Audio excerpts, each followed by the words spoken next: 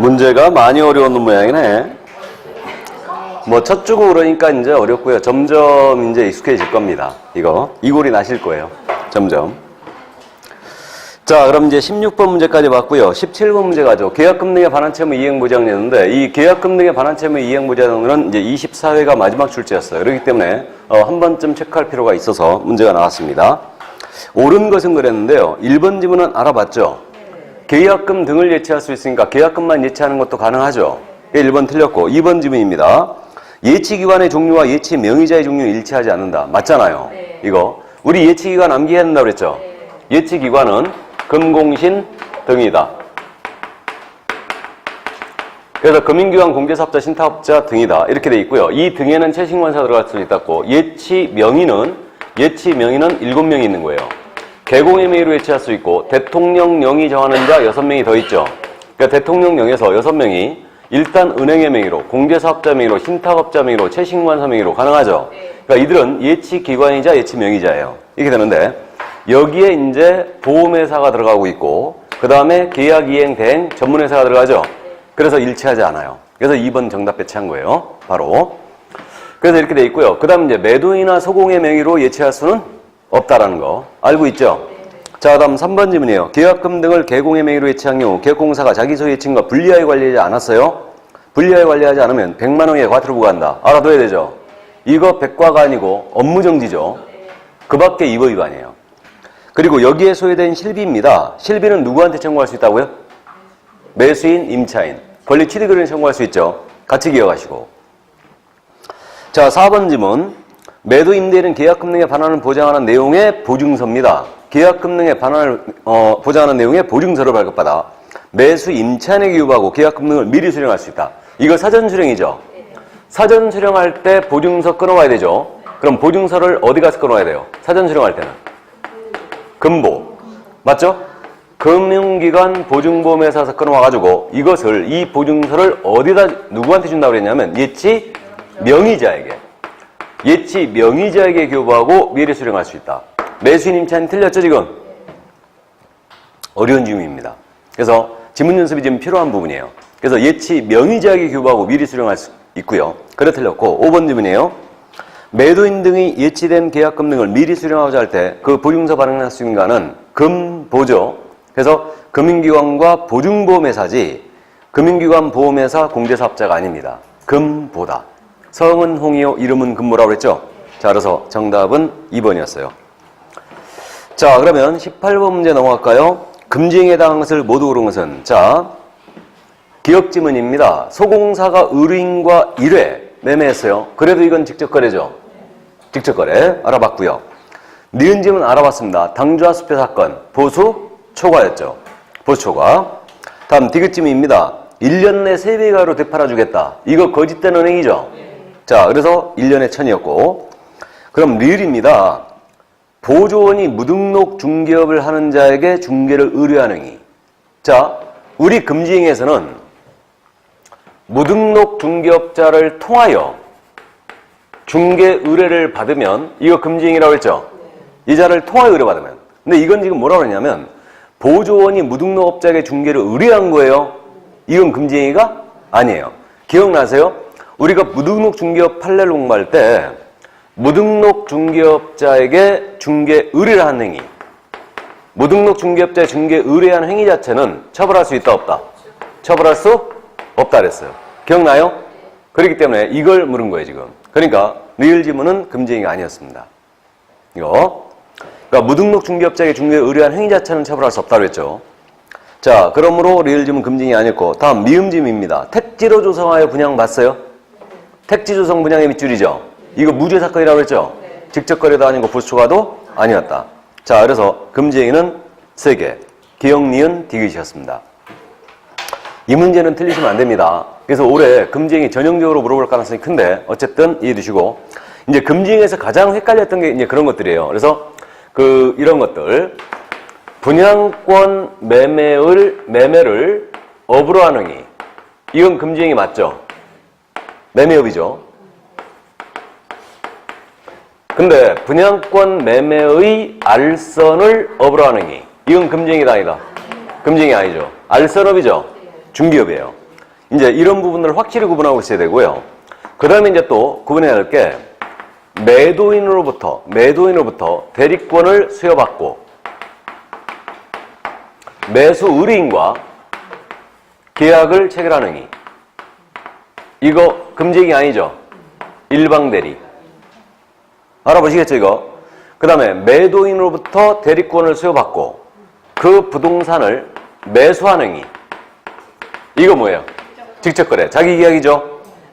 대리인자가 사버린 거죠, 지금? 자기계약. 직접거래죠, 이거. 이해해 두셔야 되고. 그 다음에 매도인의 대리인과 그 부동산을 거래하는 행위.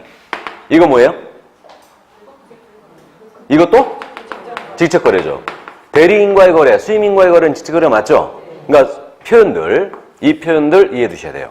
이런 것들. 그러니까 이런 것들이 이제 금지행위에서 어려운 거고. 그 다음에 이제 작년에도 물어봤는데,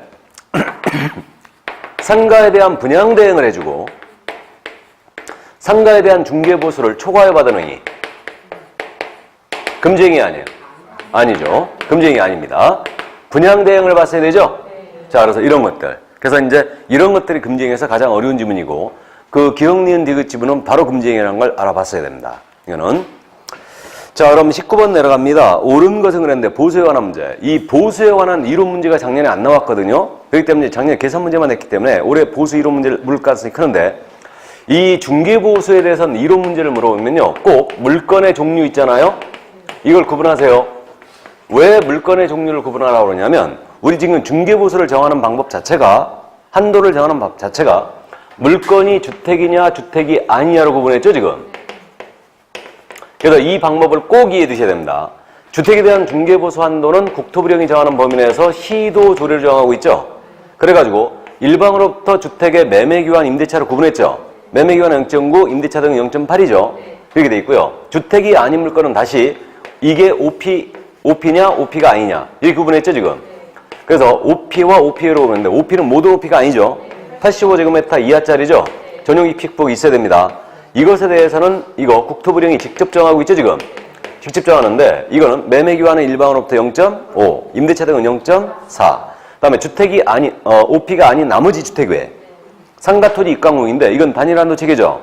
매매기한 임대차 구분 없이 모두 0.9다. 이해되세요? 그래서 이제 이렇게 돼 있기 때문에 물건의 종류를 꼭 구분하고 갑니다.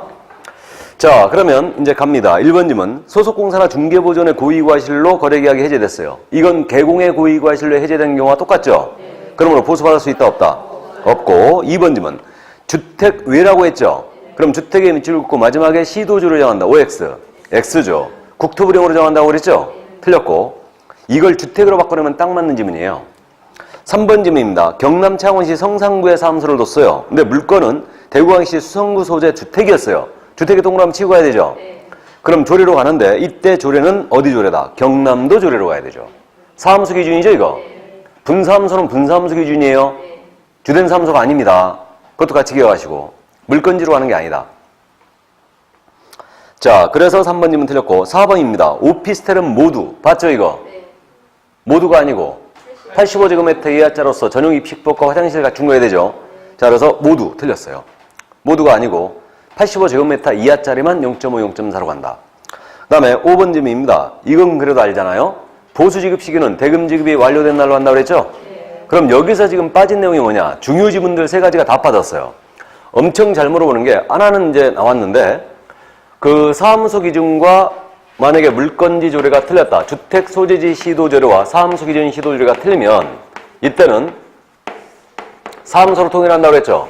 이건 이제 물어봤고 그 다음에 또 하나 잘 물어보는 게 정의개정. 동일 중개대상물에 대하여 동일 당사자 간의 동일 기회 3가지 다 충족해야 되죠. 동일 물건, 동일 당사, 동일 기회 매매를 포함한 그 외의 거래 함께 하게 되면 뭐만 적용한다? 매매만 알고 있고요. 이거 엄청 잘 물어보고 고맙게도 또 하나 잘 물어보는 게 그거예요. 복합건물. 주택의 면적이 2분의 1 이상이었어요. 이상이면 전체에 대한 뭘로 간다? 주택으로 간다. 이렇게 합니다. 그럼 주택 면적이 2분의 1 미만이라면 전체에 대한 주택 위로 가는 거죠. 이렇게 돼 있고요. 그 다음에 둘이 같았다. 같으면 주택으로 하는 거예요. 같으면 2분의 1 이상이라고 그랬으니까 확실히 해둬야 됩니다. 그래서 이제 이 부분하고 우리 그 임대차익은 5천만 원 미만이었을 때 월세 곱하기 70% 한다는 거 알고 있죠?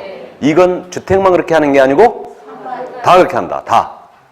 기억하고 있죠? 그러니까 이 부분들, 이게 엄청 잘 물어보는, 그러니까 이런 빠진 부분은 이제 다음 주에 또 그 다음 주에 이게 연습이 되겠죠. 그래서 보수 이론 문제 이해해 두시고요. 그러니까 5번 정답이었습니다.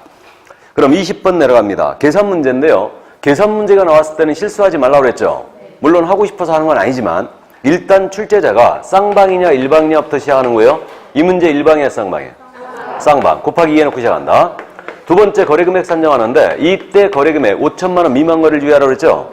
그럼 이제 1600에다가 월차임 20만 원 딱 떨어지게 만들어줬죠? 그럼 5천만 원 미만이니 20 곱하기 70 해야 되겠네요? 3천이죠 그럼. 거래금액 3천 나왔고 세 번째로 물건의 종류 구분하라고 그랬었고 주택이냐 오피냐 상가냐 물건 종류 구분하라고 그랬고 그 다음에 제시된 요율 한도액 정확히 보라고 그랬죠? 근데 아무것도 제시된 거 없죠? 상가는 일방채고 0.9예요 그럼.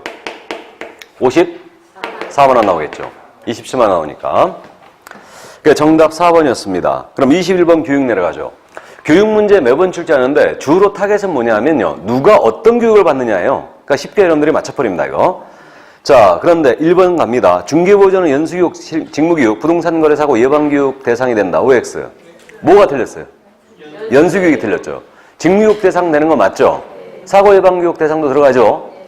다음에 2번입니다. 공인사업령상 국토교통부장은 교육 주체가 될 수 없다. 참 어려운 질문인데 사고예방교육 주체는 될 수 있죠. 교육 지침 마련할 시행할 수 있는 자도 국토부 장관이죠. 그래서 사고예방교육 주체는 될 수 있어요. 국장, 시도의사, 등록관청. 그들은 개공 등에 대해 사고예방교육 할 수 있죠. 그래서 2번 지문이 어려웠습니다. 여러분들이 기억을 해내야 되기 때문에 이런 지문이 어려워요. 근데 시험에서는 이런 구체성이 떨어지는 지문들은 조금 자제를 하죠. 시험에서는. 네, 2번이 어려웠고요. 3번 국토부 장관은 교육지침 마련하여 시행해야 된다 할 수 있다. 할 수 있다. 이때 이 교육 지침에는 수강료 같은 거 들어간다고 그랬죠. 교육 내용, 교육 과목 이런 것들 들어갑니다. 그래서 그 수강료도 들어간다. 다음에 4번입니다. 연수교육을 하고자 할 때는 교육일 며칠 전? 며칠 전이 아니고 2개월 전. 2년이 되기 2개월 전까지죠. 연수교육은. 그래서 10일 전은 교육에서 10일 전은 사고예방교육. 맞죠? 10일 전까지 사고예방교육 통지 공고하는 거죠. 통지 공고하는 겁니다. 그래 틀렸고 5번 연수교육을 기한 내에 받지 아니한 자에선 500과라는 거 아시죠? 이건 시도의사가 부가징수하죠? 같이 기억하시고. 근데 실무교육이나 직무교육을 안 받았다고 대상 이거 제재가 있는 건 아니라고 그랬죠? 그건 안 받아버리면 미리 받아야 되기 때문에 안 받아준다고 그랬죠? 그리고 직무교육에서 하나 주의할 점이 직무교육 실시권자는 등록관청도 할 수 있죠? 시도의사 외에도 명심해야 되죠. 교육은 안 틀릴 거예요. 자, 그 다음에 이제 그저 넘어갑니다. 포상금제로 들어왔는데 1번 지문 알아보셨어요? 틀렸다는 거? 국토부 장관은 무등록 중개업자 등을 이게 체크 포인트죠 지금. 등록관청은 이렇게 출발해야 되죠. 등록관청은 무등록 중개업자 등을 신고 고발한 자에게 포상금을 지급할 수 이렇게 나와야 돼요. 그래서 1번 질문 틀렸습니다. 주체를 바꾸는 거 기본적으로 이해해 두셔야 되고 그러니까 주체 잘 바꾸는 거에서 주의할 때가 특히 교육하고 행정처분이에요. 교육하고 행정처분. 여기서는 주체 바꾸는 거 조심해야 돼요. 이거. 자, 그럼 1번 질문 틀렸고요. 2번입니다. 포상금은 건당 50만 원다. 그래도 이건 정답이잖아요. 그냥. 너무 심심해갖고 또 이상했죠? 이게. 이놈이 이렇게 쉽게 냈을 리가 없는데 이상하다. 자, 그래서 2번 정답이었고 3번입니다. 포상금은 국고에서 전액 보조할 수 있다. 주의해야 되죠. 국고에서 2분의 1까지 보조할 수 있다죠. 50%까지 보조할 수 있다. 전액은 보조할 수 없습니다. 그가 틀렸어요. 2분의 1까지 보조할 수 있다. 다음 4번 포상금은 지급 신청한 날부터 15일 내 지급한다. 이거 지급 결정한 날부터 1월이죠. 지급 결정일로부터 1월 내 지급한다. 그가 틀렸고 5번 질문입니다. 수사가 진행 중인 자격증 대여 사건에 대해 신고받았어요. 포상금은 준다 안 준다? 안 준다. 이미 수사가 진행 중이라는 얘기는 행정기관에 발각된 거죠 지금. 그러니까 진행 중인 사건은 신고받아도 포상금은 안 줍니다. 그러므로 정답은 2번이었어요. 자, 그럼 문제 없고요. 23번 내려가죠. 협회에 관한 내용으로 옳은 것을 그랬어요. 협회도 이제 작년에 일단은 그 공제사업 쪽을 물어보면서 상당히 어렵게 물어봤는데 1번입니다. 설립해야 한다 보였어요? 틀렸죠? 설립할 수 있다. 임의 설립주의. 그래 틀렸고 2번 질문입니다. 발기인 몇 명 이상이 돼요? 300인 이상이죠. 틀렸고 기본 숫자고요. 그래서 300, 600, 120으로 기하라고 했죠? 발기인 수는 300. 다음에 창립총회는 몇 명? 600명. 서울에서는 몇 명? 100명. 나머지 광역시와 도에서는 20명. 300, 600, 120. 배수로 간다. 숫자 꼭 기억해 주세요. 300, 600, 120. 그 다음 3번 질문. 이거 아주 제가 즐겨 쓰는 질문인데 우리가 이거 협회 지부지회 설치 신고는 사후 신고라는 걸 기억했는데 이번엔 그걸 염두에 둔 게 아니고 날짜가 안 들어가는 걸 알고 있느냐를 물었어요. 지부지회 설치 신고는 한때는 지부는 한때는 시도의사에게 신고하면 되는 거죠. 날짜 없어요. 그러니까 뭔 얘기냐면 협회의 조직에 대해서는 총회가 있고 주된 사무소가 있고 지부가 있고 지회가 있잖아요. 그럼 지부는 시도의사에게 신고해야 되죠. 설치한 다음에 신고하는 거고 지회는 등록관청에 신고하는 거죠. 이때 날짜가 없다는 거죠. 총회도 지첩시 보고하게 돼 있지 날짜가 없어요. 조직에는 날짜가 없어요. 날짜가 없습니다. 그러면 3번 있잖아요. 이게 헷갈렸다. 10일짜리 암기하고 있잖아요. 사교협회 종료 통보. 사교협회 종료 통보. 이게 우리 법상 지금 10일짜리잖아요. 사가 뭐예요? 사무소 이전 신고. 교. 사고 예방교육이죠. 사고 예방교육 통지. 10일 전까지 통지 공고죠. 그 다음에 협회 다음 달 10일까지 통보잖아, 이거. 등신. 협회 통보는 다음 달 10일까지 등신을 통보한다. 맞죠? 이때 지부설치 신고 이거 아닙니다. 날짜 없어요. 그 다음에 이제 종료, 고용관계 종료 신고고 그 다음에 통보는 과태료부가 통보죠, 이거. 신고관청이 계획공사에 대한 과태료 때렸다. 그러면 등록관청에다 10일 내에 알려주라고 그랬죠. 통보. 그래서 크로스체크하면 3번이 틀렸다는 건 그냥 알 수 있어요. 7일, 10일을 그래서 지체없이를 7일, 10일로 바꿔냈다. 그러면 7일, 10일 암기하고 있으면 그냥 잡아냅니다. 다. 그래서 3번이면 틀린 거고 4번 협회는 비영리 재단법인이 아니라는 거 알죠? 비영리 사단법인이에요. 그래서 사단법인이라는 민법의 규정을 준용하게 돼 있죠. 그래 틀렸고 5번입니다. 협회 공제사업은 고유 업무라고 그랬죠, 이거? 고유 업무라는 얘기가 바로 설립 목적 달성을 위한 기본적인 분리된 업무. 이게 고유 업무라는 뜻이에요. 그럼 맞았죠? 하지만 협회는 공제사업을 해야 된다, 할 수 있다? 할 수 있다요. 그래서 답을 5번을 몰라왔으면은 3번에 썼다는 얘기죠. 예, 3번이 껄쩍지근했거든. 분명히 1, 2번은 아닌 것 같고, 이게. 자, 그래서 5번 정답이었습니다. 24번 필요적 등록 취소. 이거 암기 다 하셨죠? 이건 맞추셨죠? 사법결의 이항정이죠. 그럼 1번입니다. 거짓 그 밖에 부정한 방법으로 개설 등록을 했어요. 필치 맞죠? 필치 3년이고 야는 신고한 포상금 주는 거 맞죠? 부정 등록. 필치 3년.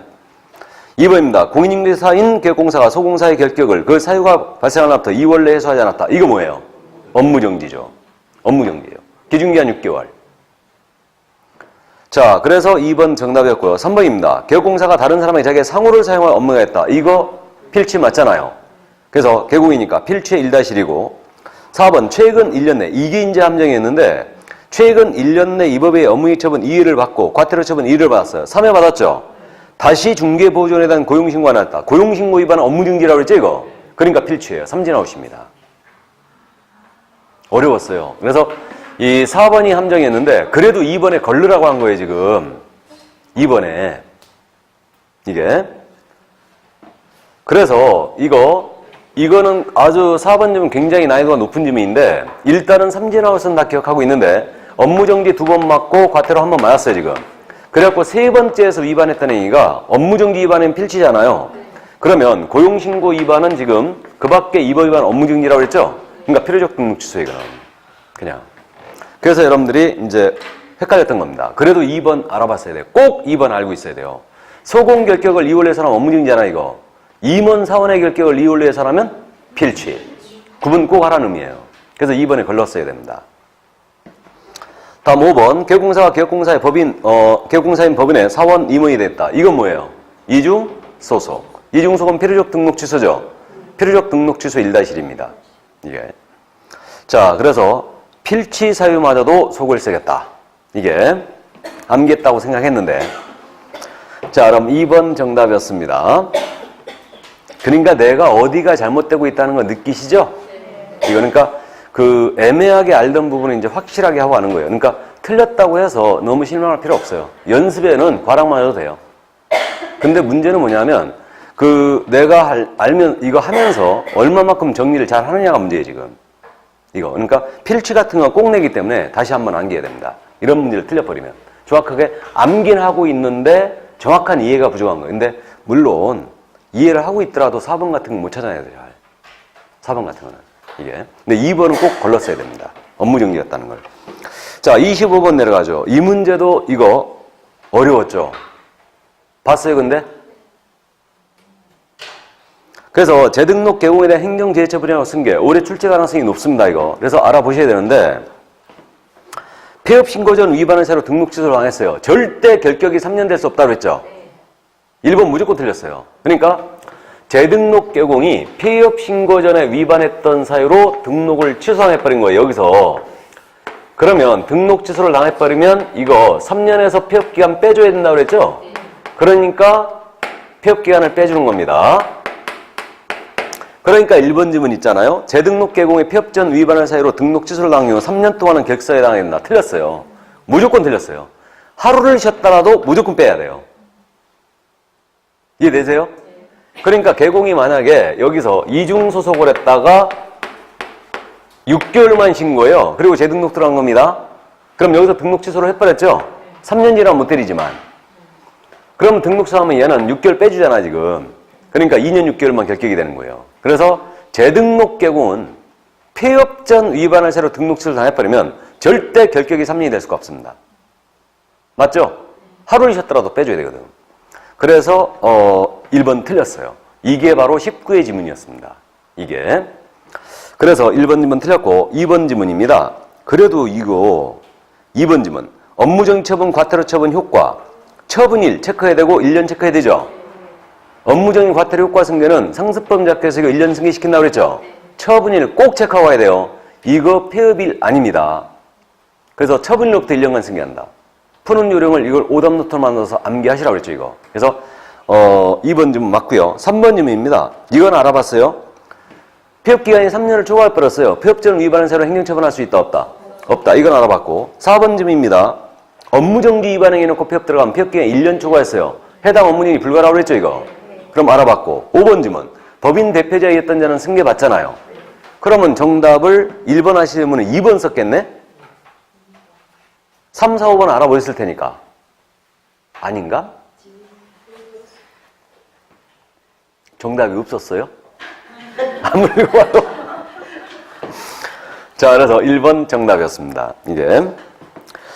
자, 그래서 어쨌든 1, 2번 지문 꼭 다시 한번 체크해 주시고요. 1번 지문은 잘 안 내는데 그래도 알아보셔야 됩니다, 이거. 근데 2번 지문은 꼭 알아봤어야 돼요. 그래서 업무정지 과태료 효과 승계는 상습범자께서 1년 승계시키는 거고 폐업이 아니고 처분일이다. 처분일. 그 점을 꼭 명심하시고.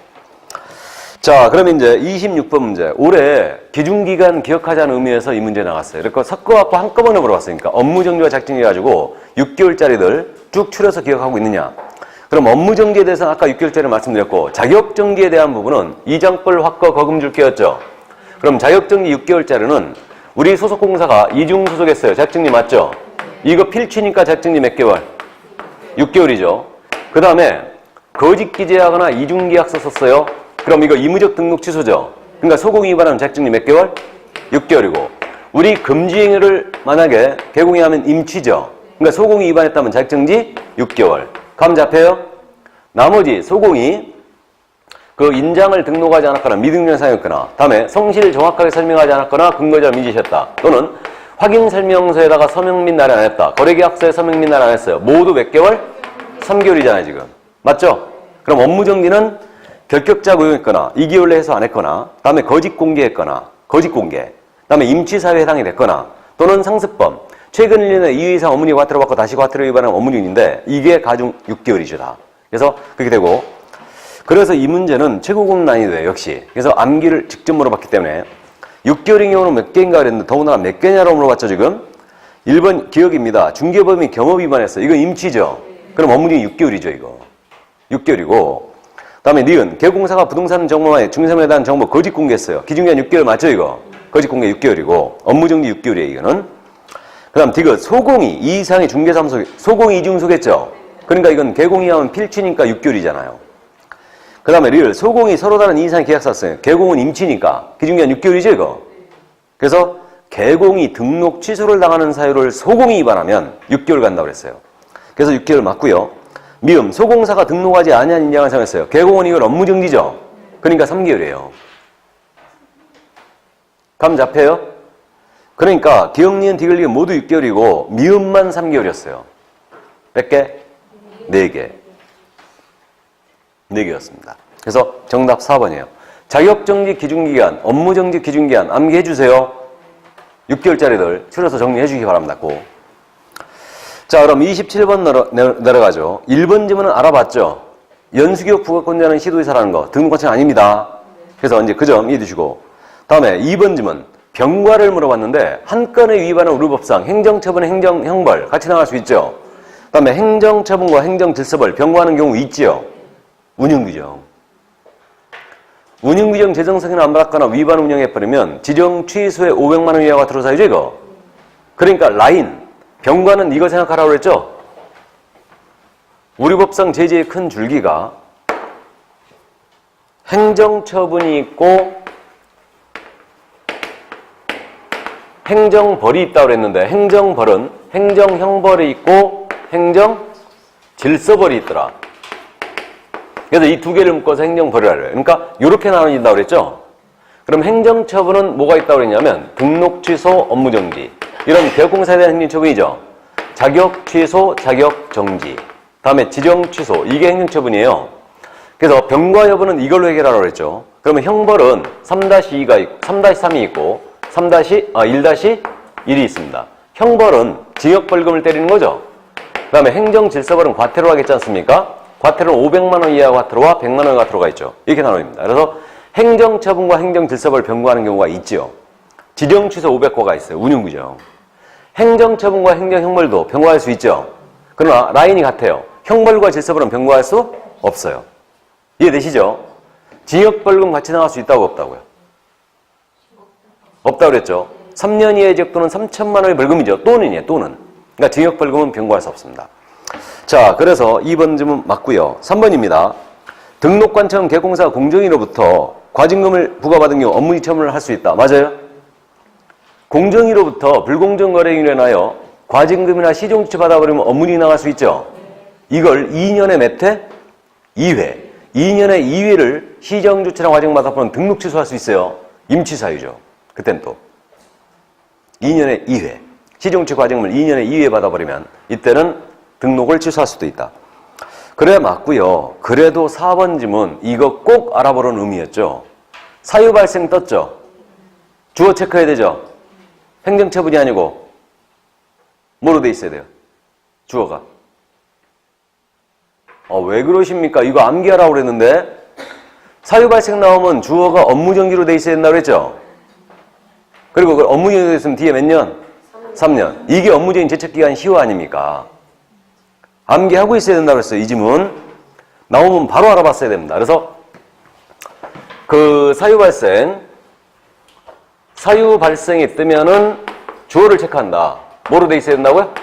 업무정지로. 그리고 업무정지로 돼 있으면 뒤에 몇 년 지난 때는 할 수 없다고 나와야 된다?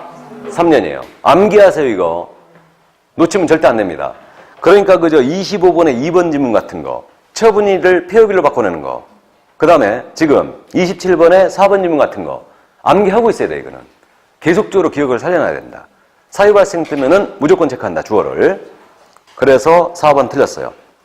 다음에 5번 질문이에요. 양벌 규정은 형벌 위반행위만 적용되고 행정질서벌은 적용이 없다. 양벌이라는 것은 소공이나 보조원이 징역벌금 위반했을 때 개공 벌금 때리겠다는 얘기죠. 그러니까 형벌 위반행위만 양벌이 적용되는 거지 과태료라든가 행정처벌은 적용이 없어요. 그럼 5번 질문 알아봤어야 되죠? 맞습니다. 그러면 4번을 몰라봤으면 몇 번에 쓰셨을까? 1번에 썼을 턱은 없고 3번에 썼을 턱은 없을 것 같고 2번하고 5번 중에 하나겠네?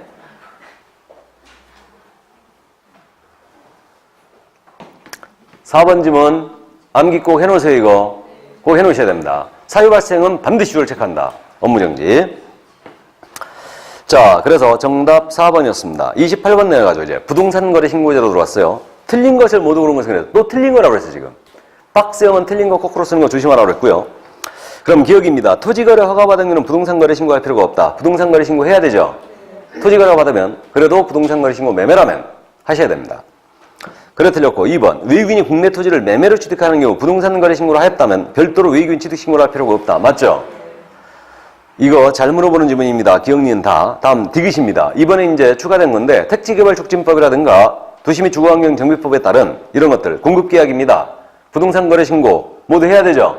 공급계약 다 해야 됩니다. 7개 법에 따른 공급계약 모두 신고 들어가야 돼요. 그러니까 건축물의 분야에 관한 법률에 따른 상가의 공급계약 모두 거래신고 들어와야 돼요. 맞고요. 리을입니다.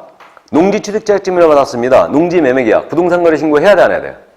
해야 되죠. 그래도. 그러니까 정답은 기억과 리을. 이게 틀렸어요. 또 니은 디귿으로 쓰신 분 있죠? 1번에. 없나요? 다행이네. 그래서 정답 3번이었습니다. 그래서 가볍게 신고 대상을 연습했고요. 29번 문제 어려웠죠. 대전광역시 서구의 중개사무소 기업공사 A는 경기도 평택시 소재 토지에 대하여 매도인각과 공동매수 을병간의 매매계약을 중개하였다.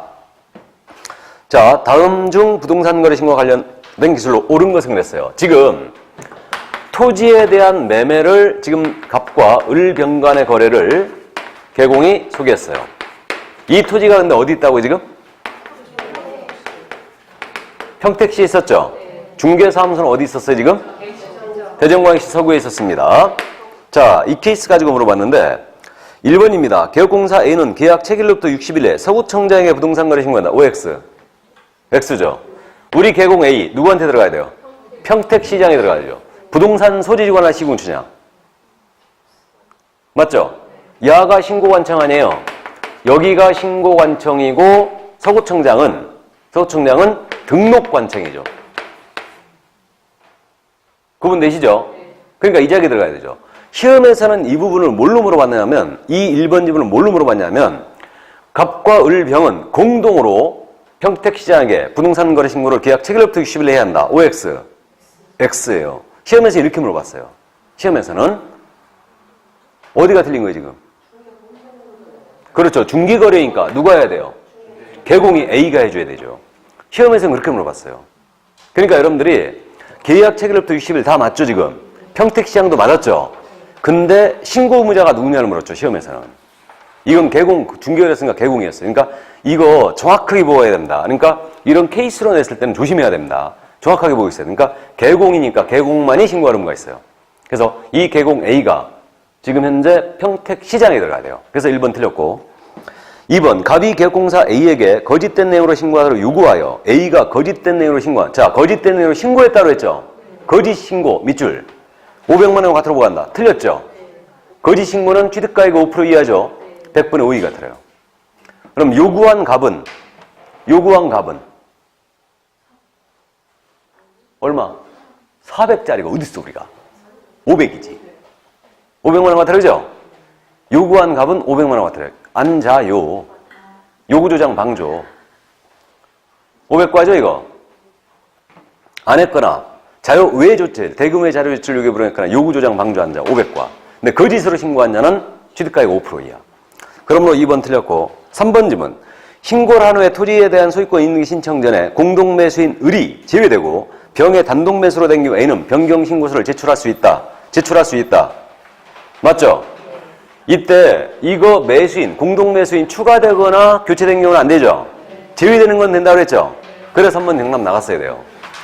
제출할 수 있다. 신고서를 제출해야 한다 아니에요? 할 수 있다. 정정 신청할 수 있다. 해제 신고할 수 있다. 맞죠? 자, 그래서 3번 정답이고 4번입니다. 이번에 이제 평택시장은 그럼 검증을 해야 되잖아요? 맞죠? 평택시장 검증을 해야 되고 이 검증 결과를 세무서에 통보해야 되죠? 이건 날짜가 있다 없다? 없다. 10일 내에 틀렸어요. 역시 이게 10일이 또 맞았나는 여러분들이 10일짜리 또 암기하고 있잖아요. 사고협회 종료통보. 그죠? 그러니까 역시 틀렸어요. 날짜 없다. 날짜 빼버리면 맞는 질문이에요. 이거. 5번. 평택시장은 A에게 신고 의무 위반을 이유로 A는 개공이었죠? 신고 의무 위반을 이유로 과태료 때렸어요. 평택시장이. 그럼 이 사실을 7일 이내 서구청장이 이를 통보한다. 7일이 아니고 10일이죠. 10일 내에 통보해야 돼요.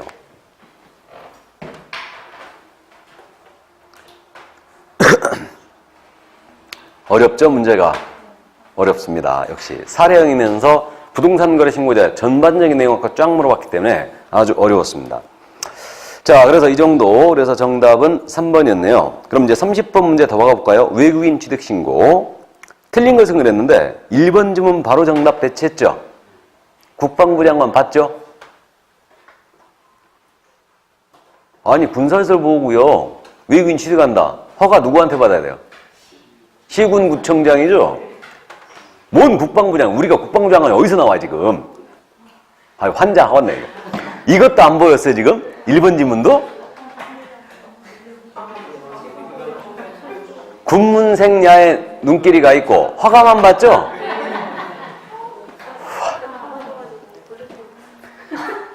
그러면 다 맞았다면 그래도 좀 낫네. 그래서 답이 그래서 쓸 게 없었죠 지금? 안 보였으면. 그럼 몇 번에 쓰나 이거? 쓸 게 없네. 에이 찝찝하니까 5번? 자, 국방부 장관이 아닙니다. 시군구청장의 허가사항이죠 이거. 그래서 1번 질문 틀렸어요. 군문생야는 암기하고 있죠? 그래서 암기해 주시고 2번 이거 허가 신청 들어갈 때는 합의서 들어간다는 거 기억했죠? 그래서 합의서 들어갑니다. 합의서 들어가고 다음 3번 질문입니다. 이거 기억하고 있죠? 외국인에 대한 취득신고 내용을 매 분기 종료한 날부터 1월 내에 우리 시도의사에게 제출해 줘야 되죠? 세종시장은 직접 국토부장을 제출하게 돼 있고 이때 시도의사는 다시 1월이죠. 다시 1월 내 국토부장관에 제출해야 되죠? 그래서 매 분기 종료한 날부터 1월이다. 외국인의 신고 내용은 맞고요. 그래서 자주 있는 게 아니기 때문에 분기별로 가는 거예요. 그럼 3번 질문 맞고요. 4번 질문이에요. 외국인의 부동산 취득 신고는 전자문서로 할 수도 있죠. 허가도 전자문서로 할 수 있어요. 전자문서로 하는 경우를 제외하고는 당사자 위임을 받은 자가 작성 및 제출을 대행할 수 있다. 맞죠? 이게 대리죠. 대리. 그러니까 대리할 수 있어요. 그래서 이때 그럼 5번 질문이에요. 외국인의 취득 신고를 대리하는 자, 대행하는 자는 신분증명서를 신고하청에 내보여야 되죠. 내보여야 되고 그 다음에 외국인의 서명 또는 날인이 있는 이게 저는 자필 서명이었잖아요. 근데 이게 서명 또는 중국 애들 때문에 이렇게 바꿔놓은 거라고 그랬어요. 그러니까 서명 또는 날인이 있는 위임장과 신분증 사본을 신고하청에 제출해야 되죠. 예, 그래서 정답은 1번이었습니다. 이게. 이런 것들은요, 이제 해설 들어갖고 아시는 건데, 이런 건 실수예요. 그러니까 이제 보시면서 지문을 읽어가면서, 그러니까 쭉쭉쭉쭉 이제 보면서 체크하면서 가야 되는데, 이건 이제, 이거는 스킬입니다. 스킬. 이런 것들은. 그냥 몰라서 틀리기보다는. 자, 그래서 정답 1번이었어요. 그러니까 시험에서는 어떻게 낸 적이 있냐면, 뭐 이런 것들. 국토교통부 장관은 계약을 원인으로 외국인이 계약을 원인으로 국내 토지의 소유권을 취득하고 신고하지 아니한 경우 300만 원 이하의 과태료를 부과한다. OX. X죠. 어디가 틀렸어요 지금? 국장이 틀렸죠. 그러니까 뭔 얘기냐면 계약 원인 취득은 위반했을 때 과태료가 300만 원 맞죠? 그러니까 눈을 이쪽으로 돌려놓고 틀린 것은 이걸 내버린 거예요. 이런 지문이 어렵다고 그랬죠. 이런 지문이. 그러니까 이제 과태료 부과권자는 시군구청장이지 역시 국장이 아니죠? 국장이 아닙니다. 그러니까 시험에서는 이런 식으로 물어봤기 때문에 그러니까 주체를 바꾸는 지문들은 무조건 주의하시라고 그랬죠. 주체를 바꾸는 지문들. 자, 그럼 31번 내려갑니다. 그래서 이제 토지거래과제 기준 면적을 한번 암기하고 있는 날 연습했어요. 한번. 암기하고 있죠? 주상공동미. 이렇게 얘기하고 있는데 상업지역은 몇 이하야 돼요? 200. 주거지역은 180. 그럼 기억, 니은 둘이 뒤바뀌었고 녹지지역은 100. 그럼 맞았죠? 디귿은 맞고 도시지역 중 미지형지역 90이죠. 그럼 틀렸고 미음 도시지역 외의 농지입니다. 500 이하 맞죠? 임야는 1000이죠. 그러면 공업지역이에요. 도시지역 중 공업지역 6대 60. 틀렸죠? 그럼 옳은 거 디귿, 미음. 이 문제를 틀리신 분은 단언컨대 다시 한번 암기해야 되죠? 연습장에서 써봐야 됩니다. 교준 면적 꼭 암기해야 돼요. 그래서 이제 토지거래과제에서는 분량이 많기 때문에 우리가 그저 공부한 것만 갖고 시험을 보자 그랬는데 기준 면적에 대해서 연습장에 꼭 써보고 그 다음에 토지거래 절차 기억하고 있어야 되죠? 지정권자, 그 다음에 지정 절차 기억하고 있어야 돼요. 이게 기준 면적, 다음에 이용 의무 이런 것들을 기억하고 있어야 되죠. 그게 정답 3번이었습니다. 자, 그러면 32번으로 넘어갑니다. 개공사에는 토지거래 허가된 토지에 대하여 허가를 받을 것을 조건으로 매도인 갑과 매수인 일간의 매매를 중개하였다. 이거 다음 설명 중 틀린 것은 이것도 정답을 무지하게 쉽게 배치했지 않습니까? 맞추시라고 다수인수 판례기 한다. 맞추셨죠? 이거는 1번 토지거래 허가는 갑과 을이 공동으로 신청해야 돼요. 맞아요? 지금 개공 A였죠? 역시 개공 E였고 이 매도인 갑과 을이에요. 허가구역 내 토지를 지금 거래하시는 거예요. A가 소개합니다. 그럼 토지거래 허가 신청은 부동산 거래 신고와 달리 허가 신청 의무가 누구한테 있다? 당사자에게 있어요. 갑과 을은 공동으로 신청해야 되죠? 그 다음에 개업공사 A에게는 허가를 신청하는 의무가 없습니다. 맞아요. 이게 부동산 거래 신고와 다른 거죠, 지금. 이해되셔요? 자, 그럼 1번 질문 틀렸고 2번 질문입니다. 이 토지가 농지인 경우 갑과 을이 토지거래 허가를 받은 경우라도 농지취득자표는 다시 받아야 한다. 틀렸잖아요. 허가를 받으면 농지증 의제돼 버리잖아, 이거. 맞죠? 거민도 의제되고. 농지증 의제, 거민 의제. 그러니까 2번 바로 정답 배치했잖아, 이거. 그 다음에 3번 질문 알아봤잖아요. 유동종 무효 상태인 계약이죠, 지금. 허가를 받을 걸 조건으로 계약했으니까. 그래서 계약금을 을은 포기하고 이 계약 해지할 수 있죠. 그럼 맞았고. 4번 질문입니다. 불허가 처분을 받은 경우 1월 내 허가 완청에 이 토지에 매수 청구할 수 있다. 맞아요? 불허가, 이의 신청 모두 몇 월? 1월 내 할 수 있고. 그래서 이제 허가 완청에 토지 매수 청구할 수 있고. 이때 매수 청구 가격은 공시가 기준이죠. 공시가 기준. 다음 5번입니다. 만일 을이 외국인으로서 이 토지가 군사시설 보호구역인 경우 을이 토지거래 허가를 받았다면 을은 별도의 외국인 취득 허가를 받지 않아도 된다. 맞아요? 그렇습니다. 그래서 정답은 2번이었어요. 자, 그럼 33번 이제 실무로 들어갑니다. 분묘 기지권에 대하여 옳지 않은 것을 했는데 작년 시험에서 말이에요. 장사법만 갖고 덜렁 물어봤어요. 그러니까 올해는 틀림없이 이 부분을 낸다면 분묘기권을 물어볼 겁니다. 그래서 이제 이 문제 분묘기권만 갖고 연습을 하는 건데 1번입니다. 장래의 묘소는 분묘라고 볼 수 없어 분묘기권을 취득할 수 없다. 장래의 묘소, 가묘죠? 취득할 수 없고. 2번 총유물인 임야에 대한 분묘 설치 행위는 지상권 유사의 물권 취득시키는 행위죠. 그러니까 사원총의 결이 있어야 된다고 그랬죠, 이거. 판례였습니다. 맞고요. 다음에 3번입니다. 분묘권 등기 없이도 당해 토지의 제3취득자에게 대항할 수 있다. 맞아요? 분묘권은 지상권 유사의 물권이기 때문에 등기 없이 바로 대항할 수 있죠. 맞고요. 4번님은 분묘권은 권리자가 의무자에 대해 그 권리를 포기하는 의사표시라는 후에도 점유까지도 포기하면 권리가 소멸하는 거 아니라고 했죠. 맞고 5번님은 분묘기지권의 존속기간에 관해서는 민법의 지상권편의 최단 존속기간 규정에 위반되지 아니하는 범위 내에서 여기서 틀렸어요. 당사자가 자유롭게 정할 수 있다. 틀렸죠. 이거 지상권편의 최단기간이 분묘기권 적용된다 안 된다? 안 된다겠어요. 지상권편의 최단 존속기간 규정에 위반되지 아니하는 범위 내에서 적용을 받지 아니하고 자유롭게 정할 수 있다. 이렇게 나왔어요. 맞아요. 이게 법정 지상권과 차이가 있다고 그랬죠? 그래서 최단기간 5년이라고 볼 것은 아니다라는 게 판례였어요. 그래서 5번이 틀렸습니다. 이거를 못 봤다면 또 정답이 없었겠네. 근데 5번 알아봤습니까? 다행입니다. 자, 그래서 5번 정답이었어요. 그럼 34번 농지법. 왜 성질을 내고 그래?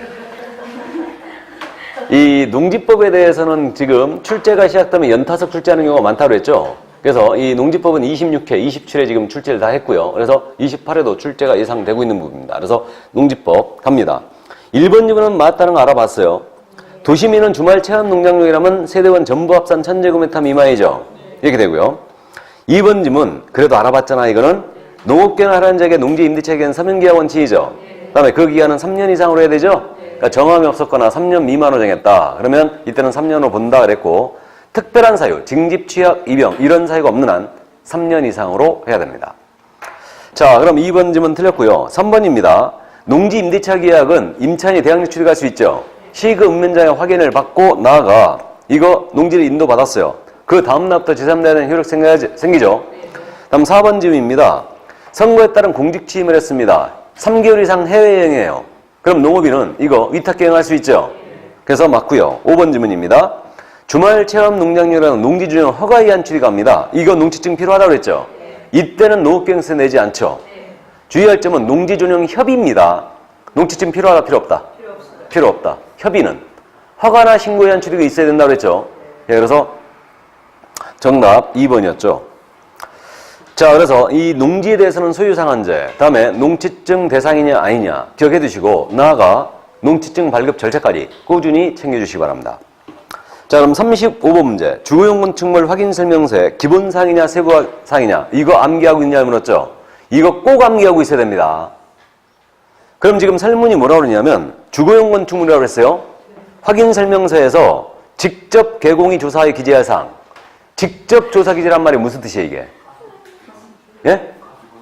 기본 확인 사항에 들어가는 걸 몰라라, 이 얘기예요. 우리 확인 설명 사항에서 직접 조사를 할 거 못 알아보셨어요? 기본 사항이라고요. 기본 확인 사항. 예. 아니, 그러니까 우리 24회 때인가 25회 때 그렇게 물어봤어요. 직접 조사로 물어봤어요. 기본이라고 물어본 게 아니고. 그래서 이렇게 물어본 거예요, 지금. 일부러. 그래서 우리가 주거용 건축물에서 1번, 로마자 1번이 계획공사의 기본 확인 사항이죠. 그 다음에 로마자 2번이 세부 확인 사항이에요. 그 다음에 로마자 3번은 중개보수였죠, 이거. 이렇게 돼 있는데, 이거 세부는 제가 누차, 이건 의뢰인에게 협력요구 기재사항이라고 했죠? 그럼 기본 확인 사항이 무슨 뜻이에요? 계공이 협력요구 못하고, 공부상조사든 현행조사상, 직접 조사 기재사항이라고 했죠? 이걸 물어본 거예요, 지금. 그러면 설문을 못 알아봤으면 찾아내기가 힘들었겠네. 이게 뭘 묻는 거야? 그랬어요? 어쨌든 그래서 직접 조사 기재가 기본 확인 사항이라는 거. 그래서 우리는 세부를 암기해버렸죠? 세부에 들어가는 게 암기가 이거 실제 권리관계 또는 공시되지 않은 물건의 권리상란이었죠? 그 다음에 시설물의 상태고 벽면 도배 상태고 환경 조건이죠? 이게 네 가지가 세부고 이때 구체적으로 기억하라고 했죠? 시설에는 수도, 전기, 가스, 소방, 난방, 승강기, 배수 그 밖에 설명 들어가죠? 환경은 일조소음, 진동이었죠? 그 다음 벽면 도배 문제 없고 실제 권리는 분묘기지권, 유치권, 미등기, 임차권 감 잡았어요? 고가의 정원석, 정원수 이게 세부사항이다. 그러면 가볼까요? 기억지문 단독 경보용 감지기 일부러 했다는 거 아시죠? 이번에 추가된 거 아니에요? 소방에 세부 소방에 들어간 세부죠 이거? 단독 경보용 감지기. 근데 비주거용은 소화전과 비상벨이 그대로 살아있어요. 근데 주거용에서는 소방 부분이 단독 경보용 감지기로 바뀐 거예요. 근데 이거 아파트는 단독 경보용 감지기 조사할 필요 없죠? 그래서 없고 나머지 주택에 대해서는 조사에 기재하게 돼 있어요. 그 다음에 용도지역은 지금 이제 이거 공법상에 들어가죠? 기본이에요, 그럼. 기본이고. 비선호시설은 이건 독립란이 있죠? 그러니까 이거 기본이에요. 근데 비선호시설은 비주거용은 없다는 걸 명심해야 되죠? 비주거용은 없다는 거 명심하시고. 그 다음에 진동은 환경조건이죠? 그럼 세부입니다. 세부고 주차장은 이거 입지에 들어가죠? 입지에 들어가니까 기본이에요. 기본이고. 그 다음에 내진 설계 여부. 이거 내진 능력하고 내진 설계 들어갔다고 했죠? 이게 어디 들어가냐고요? 내진. 건물 부서지면 안 되잖아, 이거. 건물에 들어가잖아요, 건물에. 내진. 물건의 표시에 관한 사항란 중 건축물란에 들어가죠, 이거? 건물란에 들어가잖아요. 그러니까 건물은 전용면적 대지지분, 준공연도, 그 다음에 용도, 구조, 방향, 위반건축물 여부, 내진 설계, 내진 능력에 들어가잖아요, 이게. 천천히 해볼까요? 전용면적, 대지지분, 준공연도, 구조, 용도, 방향, 위반건축물 여부, 내진 능력, 내진 설계 들어가잖아요. 건물에. 그것까지 암기할 필요는 없는데 이번에 내진 능력이 추가됐으니까 건물에 들어갔다는 걸 알아보셨어야 되죠. 그럼 기본이죠? 기본이에요.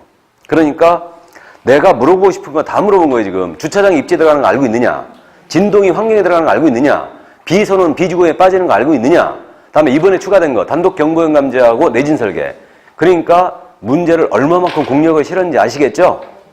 그러니까 여러분들 어려운 거예요. 그러니까 지문 하나하나를 다 생각하면서 내고 있는 겁니다, 지금. 그 6개 지문 모두 다 추려놔야 돼요. 전부 다 추려놔야 되고. 그럼 몇 개? 4개 였어요. 4개가 더군다나 3번에 있죠, 지금. 옮겨 적을 때 또 4번에 찍으면 안 되고. 그래서 정답 3번이었습니다. 근데 의외네. 직접 조사를 몰라봤다. 조금 의외네, 이거는. 수업할 때마다 이건 직접 조사라고 얘기했던 것 같은데. 차라리 그럼 이걸로 물어볼 거랬나? 의뢰인에게 협력을 요구할 기재하는 사항을 골라라. 그럼 2개. 다음에는 그렇게 물어보라고요? 다음에는 세 분야 기본으로 직접 물어볼 건데요. 그래서 이제 설명서는요, 2문제 비중이에요. 2문제인데 오늘은 지금 1문제만 딱 나갔는데 2문제 비중입니다. 그러니까 이번 시험에서 반드시 세 분야, 기본이야 구분해놔야 돼요. 왜 그러냐면 이거 시험에서 매번 물어보는데 작년 27회 때 이거 둘 다 안 물어봤어요. 지금 2문제 다 물어봤어요. 2문제가 작년에 뭐였냐면 기억이 나는지 모르겠는데 입지 조건의 정답 공원. 입지 조건에 들어가는 게 아닌 게 뭐냐? 공원이 정답이었고 또 한 문제는 뭐냐면 토지서식 내용을 물어봤어요. 토지서식. 토지서식에 들어가는 거. 비선호시설. 뭔 말인지 아세요? 이런 것들을 물어봤습니다. 토지서식. 그러니까 세 분야, 기본이냐 꼭 물어보는데 이걸 안 물어봤다는 얘기죠. 그러니까 올해 출제하는 분은 분명히 지금 이거 세 분야, 기본이냐 물어볼 거고 이거 물어볼 때는 반드시 내진능력, 내진설계 들어갈 거예요. 또 주차장 들어갈 거고 그 다음에 그 단독경보원 감지기 주택에서 이거 추가되어 있다는 거 물어볼 겁니다. 이거. 그러니까 감 잡고 있어야 돼요. 자, 그럼 36번은 이제 중개활동은 17회를 마지막으로 출제 안 하고 있다고 했는데 서비스 차원에서 나간 거예요. 이거는. 근데 서비스 차원에서도 틀리면 안 되죠. 1번 지문 알아봤어요. 아이다 열중 광고는 어텐션이라는 거 알아봤죠? 그 다음에 2번 지문도 알아봤습니다. 만족 관련 특징이 셀링 포인트죠? 알아봤고 3번 지문입니다. 이건 제가 한 번도 언급 안 했는데 참고하세요. 우리 지금 현재 피한정 피성년 후기인에 대해서는 일단 후기인이 법정 대리인 맞죠? 근데 후기인은 우리 법이 안 믿어요. 안 믿기 때문에 후견인이 만약에 피한정 피성년 후견인의 부동산을 처분하거나 이러잖아요. 그러니까 재산상 중요한 법률 행위를 한다. 뭐 소송 행위를 한다든가 부동산을 처분한다. 그러면 후견인을 안 믿기 때문에 이건 후견 감독인이 있으면 그자의 동의를 받고 없으면 법원에 허가받아야 돼요. 그렇게 돼 있어요. 그러니까 법원이 감독을 직접 하는 겁니다. 후견인에 대해서 안 믿기 때문에. 이게 이제 최진실 양 그 사망하면서 그 후견인에 대해서 보완을 해놓은 거죠, 다. 그래서 후견 감독이 있으면 그의 동의 받아야 돼요. 그럼 맞았다는 얘기죠?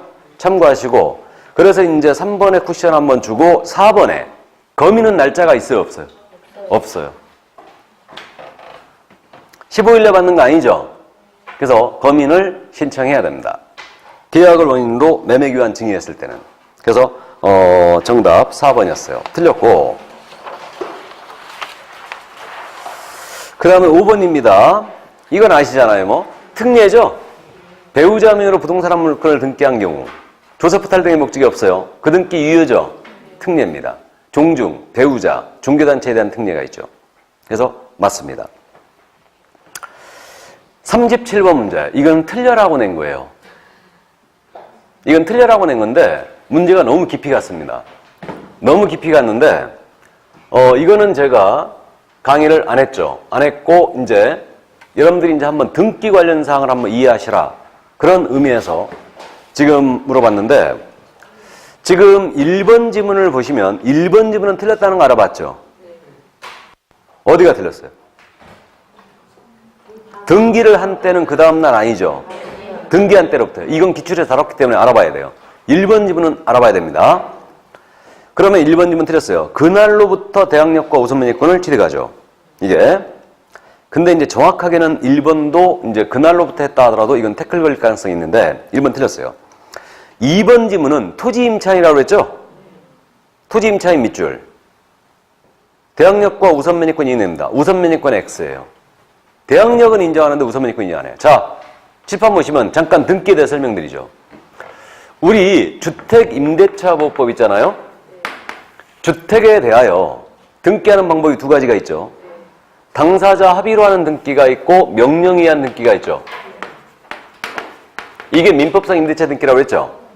그러면 아셔요. 주택임대차보호법상 주택에 대한 임대차권의 등기 명령에 의했다. 이거 대항력, 우선면허권 둘 다 인정하죠.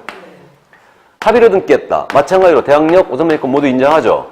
그럼 이 등기 후에 들어온 임차인은 소액임차인일자로 최소 면허권이 없어요. 그러면 주택임대차의 등기는 합의로 하든 명령에 의하든 언제나 대항력과 우선면허권을 갖게 돼요. 이해되세요? 그럼 4번 지문. 주택에 대한 임차권의 등기는 언제나 대항력과 우선면허권을 인정합니다. 맞았죠? 4번 일단 맞았어요, 그럼. 근데 상가는 나눠서 봐야 돼요. 상가는 나눠서 봐야 되는데 상가 임대차 보호법이 상가임대차보호법이 적용되는 상가임대차가 있고 상가임대차보호법이 적용되지 아니하는 상가임대차가 있죠. 뭔 말인지 아셔요? 상가임대차보호법이 적용되는 상가라는 게 보증금 제한 규정 내로 들어왔다는 얘기죠. 적용이 안 된다는 얘기는, 원칙적으로 적용이 안 된다는 얘기는 보증금 제한을 넘어섰다는 얘기죠. 이해되십니까? 그러면 상가임대차법이 적용되는 상가임대차예요. 그럼 이 상가임대차는 명령에 의한 등기가 있고 합의에 의한 등기가 있을 수 있죠. 맞잖아요? 그럼 똑같이 상가임대차법도 명령이 있으니까 이건 대항력 5선 면역권 똑같이 인정합니다. 합의 등기도 마찬가지로 대항력과 5선 면역권 똑같이 인정하죠. 주택임대차법과 아무 관련이 같아요. 이건 차이가 없습니다. 근데 상가임대차법의 적용을 못 받는 상가임대차예요. 서울에서 보증금 4억이 넘어섰다. 환산보증금이. 그럼 우리 평택에서는 지금 환산보증금이 1억 8천을 넘어섰어요. 그러면 적용이 안 되는 거죠. 그럼 이 상가임대차의 등기는 명령에 의한 등기가 있을 수 있다 없다? 없다 그랬죠. 임대차 등기 명령이 적용이 안 돼요. 그래도 이 보증금 제한을 넘어섰다 하더라도 이 임차는 대항력, 우선면역권, 대항력, 권리금, 갱신요구권, 그 다음에 그 상기차임연체 시 해지규정, 표준계약서는 적용된다고 그랬죠. 하지만 우선면역권은 없다고 그랬고 임차권 등기 명령이 적용 안 된다고 그랬죠. 지난주 마지막 강의할 때 제가 언급을 했어요. 그러니까 명령에 의한 등기는 있을 수 없어요. 근데 임대인과 임차를 합의하에 등기할 수 있죠. 그럼 이건 민법상 임대차 등기 그럼 합의 등기로 가게 되면 어떻게 되느냐? 이 등기는 대항력은 인정해요. 그러니까 등기는 언제나 대항력을 인정해요. 그러나 이거 민법상 임대차 등기 우선면역권이 있어요 없어요? 없어요. 우선면역권을 인정하지 않아요. 그러니까 토지임차권에 등기했다 하더라도 합의 등기했다 하더라도 명령에 의한 등기를 있을 수 없고 합의 등기했다 하더라도 대항력만 인정해요. 대항력만. 이해되시옵니까? 그러면 상가는 이렇게 이제 나눠서 보는 거고 그럼 토지임대차 등기 토지임대차의 등기도 그러면 이거 명령에 의한 등기가 있을 수 있어요 없어요? 없어요. 명령에 의한 등기 있을 수 없어요. 토지임대차 등기. 근데 합의 등기는 있을 수 있죠. 합의 등기했어요. 그럼 이 합의를 등기하게 되면 이때는 대항력은 인정하겠죠. 근데 합의 등기에 따라 우선면역권이 있다 없다? 없다. 상가하고 똑같죠? 상가 임대차법부 적용돼야 한다. 그럼 결론은 이거예요. 생각을 해보면 임차권의 등기는 원칙적으로 대항력만 인정해요? 맞죠? 등기는 무조건 대항력 인정해요. 그럼 임차권의 등기가 우선 변제권을 취득하게 된 것은 특별법이 적용되는 한에서예요. 이해되세요?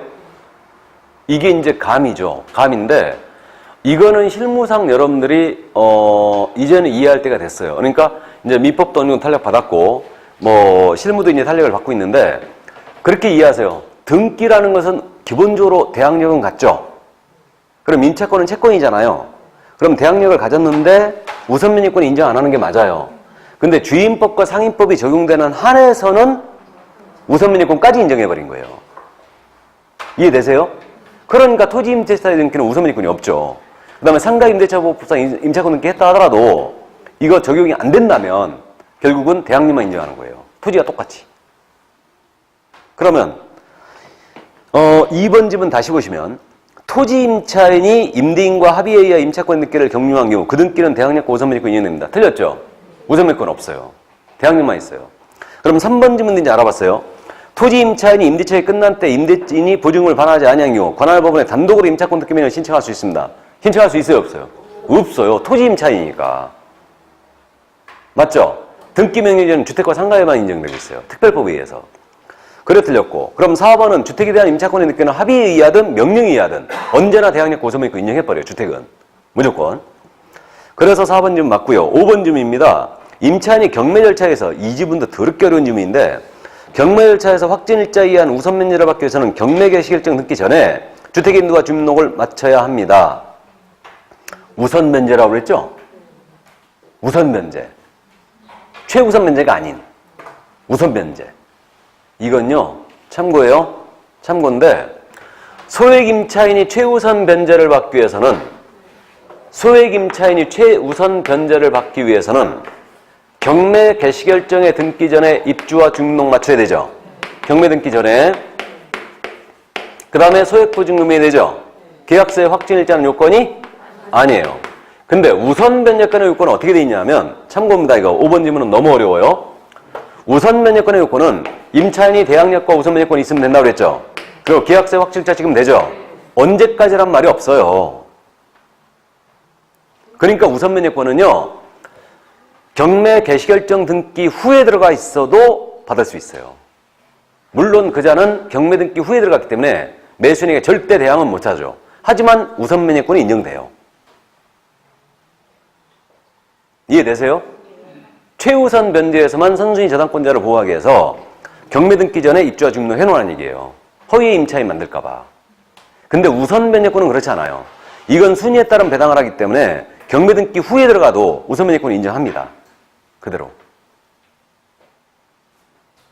물론 배당 요구의 종기까지는 먼저 들어가 있어야 되겠죠. 이제 배당 요구 종기가 지나버리면 더 이상 안 되니까. 그래서 어쨌든 참고하시는데, 그래서 5번 질문 다시 보시면, 그 임차인이 경매 절차에서 확정일자에 의한 우선 변제를 받기 위해서는 경매 개시결정 듣기 전에 주택의 인도와 주민등록을 마쳐야 합니다. 틀렸죠? 꼭 그럴 필요 없어요. 그러니까 확정일자 우선 변제권은 대항력권을 갖추고 대항력을 취득하고 그 다음에 확정일자 있으면 돼요. 그냥. 그걸 언제까지 해야 된다? 이건 없어요. 근데 최우선 변제는 달라요. 참고하세요. 5번 질문. 그러니까 이 문제는 결국은 틀려라고 내는 문제죠. 그거. 시험에 낼 가능성 거의 제로예요. 근데 이제 여러분들한테 한번 이해를 해 두시라고 이 문제 나간 건데, 임차권의 등기라는 것은 일단 대항력 취득한다. 단, 임차권에 등기를 했을 때 주임법과 그 상임법이 적용하는 특별법에 한해서는 우선 변제권까지 인정해버린 거예요. 이제 임차권 등기 알아두세요. 그래서 혹시 손님이 임차권 등기와 전세권 등기 어떤 차이가 있습니까? 이런 거 물어보면 감을 잡고 있어야 되죠. 뭔 말인지 아셔요? 이게. 자, 그러면 38번 넘어갑니다. 상임법으로 들어왔어요. 옳은 것은 그랬는데 1번의 정답 바로 배치했죠. 이거 알아두시란 의미에서 1번에 나간 거예요. 상가 건물의 임차인은 보증금 제한에 관계없이 계약갱신 요건 있죠. 대항력 있죠. 다음에 권리금 보호 규정 적용받죠. 다음에 3기 차임일자 해지 규정 적용받죠. 자, 그래서 1번 질문 정답이었어요. 2번 질문. 권리금 방해하면 안 된다고 그랬죠. 6개월 전부터 1월까지가 아니죠. 근데 여러분들이 6개월에서 1월이 아주 익숙합니다. 3개월 전부터 종료할 때까지죠? 3개월 전부터 종료할 때까지. 그 다음에 3번 질문입니다. 손해배상 청구할 권리는 시효 몇 년? 종료한 날부터 3년이죠. 그래 틀렸고, 4번 질문입니다. 이거 3기 차임 연차하고 자동 해지입니까? 해지권 행사해야 되죠? 그래 틀렸고, 자동 해지는 다 틀렸어요. 해지권 행사해야죠. 3기 차임 연체했더라도. 맞죠? 그러니까 자동 해지는 다 틀렸고. 다음 5번 질문이에요. 국장 보였어요? 국장. 상가건물 임대차 표준계약서 밑줄 쫙쫙 그으면 상가건물 임대차 표준계약서, 주택임대차 표준계약서 누가? 법무부 장관이죠. 권리금에 대한 표준계약서가 바로 국장이다. 구분했죠 이거? 구분 꼭 하시라고 그랬어요. 상가주택임대차 표준계약서는 왜 법무부 장관이냐? 담당 장관이 법무부 장관이라고 그랬죠 그거? 주임법 상임법이. 근데 권리금에 대한 표준계약서는 국장이에요. 이때 주택임대차 표준계약서는 사용해야 한다 이렇게 돼 있다고 그랬죠? 주택임대차 표준계약서는. 다만 당사자가 사용하지 아니하기로 합의한 경우는 그러하지 아니하다. 자, 그래서 5번 역시 틀렸습니다. 그러니까 이거 38번은 1번 정답 나갔어야 됩니다. 다음 이제 39번. 권리분석 들어왔는데 1번은 알아봤어요. 매각부동산의 모든 저당권 매각으로 소멸한다. 알아봤죠?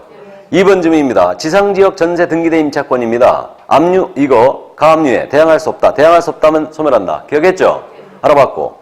3번 질문입니다.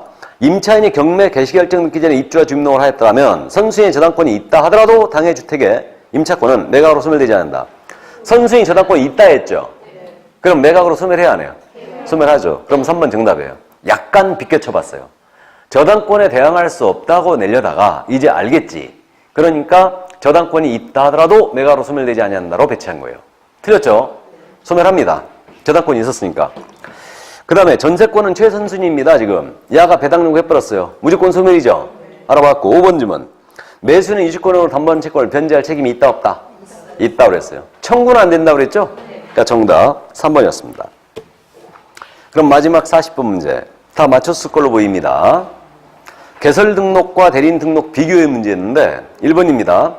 손해배상 책임을 보장하기 위한 보증 설정은 중개사무소의 등록 요건 요건은 아니나. 맞죠? 매신청 대리인에선 등록요건 맞죠? 등록요건이에요. 2번 질문. 개공사는 소공으로 하여금 중개 업무를 수행하게 할 수 있으나 매신청 대리에서는 이거 소공으로 하여금 대리하게 할 수 없죠? 맞고. 직접 출석해야 되고. 3번. 대리인 등록을 위한 실무교육 그 권한이 법원행정처장에게 있지만 중개 실무교육의 그 권한은 시도의사에게 있다. 맞죠? 알아봤고. 4번 질문. 중개사무소의 등록이나 대리인 등록이나 모두 확인설명서를 작성 교부한다는 점은 같죠? 근데 이를 3년간 보존한다는 점은 동일하다. 이게 틀렸죠? 대리인 확인설명서는 5년. 우리는 몇 년? 3년. 얘는 사건카드와 설명서를 5년 보존해야 되죠. 사건카드와 확인설명서를 우리는 3년, 거래계약서는 5년입니다. 그래서 3번 정답이었고 이걸 틀리신 분은 대리인 등록시 다시 해야 돼요. 다음 5번 질문입니다. 중개사무소의 등록의 업무정지는 최고 6개월이죠. 근데 대리인 업무정지는 1월 이상 2년 이하로 돼 있죠. 그럼 필요적 업무정지가 있다고 그랬죠? 이 정도. 자, 그래서 정답 4번이었습니다. 충격이 많이 컸을 텐데요. 틀린 부분들 다시 한번 꼭 요약집 찾아서 정리해 주시기 바랍니다. 아셨죠? 이거. 그래서 이 지문들 왜 틀렸고 맞았고와 이제 나중에 한 4주차 갖고 1주차를 봤을 때 다시 알아보셔야 됩니다. 뭔 말인지 아시죠? 문제집 다시 한번 곱씹기 바랍니다. 그래서 틀린 부분을 꼭 복습 한번 해주시고. 문제가 어려웠네요. 너무 실망하지 말라고 그랬어요. 시험 이렇게 나온다 안 나온다? 이렇게 안 나와요. 이렇게 나오면 다 탈락이라고 그러죠 이거? 전부 다 탈락이에요. 저한테 공부했으면서도 불구하고 50점을 못 맞았는데 저한테 공부 안 한 분들은 이거 과락 맞아버립니다. 제가 얘기 안 했나? 어떤 지역에서 서로 학원들이 같이 있잖아요. 우리는 학원 여기 몇 개 없는데 왔다 갔다 해요. 수험생들이. 그래가지고 이제 도서관에서 만나지 않습니까? 9월 달에. 만나. 그래갖고 이제 동영을 다 같이 푸는 거야, 학원들이 다. 그래갖고 이제 한 수험생이 그랬다는 거예요. 그 학원에서 막 이 중개법을 37개, 38개 이렇게 맞춘대. 근데 우리 문제집 있잖아요. 우리 문제집, 내 문제집. 이걸 가지고 이제 그러면 이거 한번 풀어봐라. 너 몇 점 맞는가. 줬대. 과락 맞았대.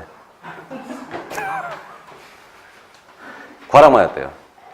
그러니까 어쨌든 믿고 따라오시기 바랍니다. 아셨죠? 네. 기운 뺄 필요 없고 다시 한번 꼭 체크해 주시기 바랍니다. 고생 많으셨고요. 다음 주에 건강하게 뵙겠습니다. 수고하셨습니다.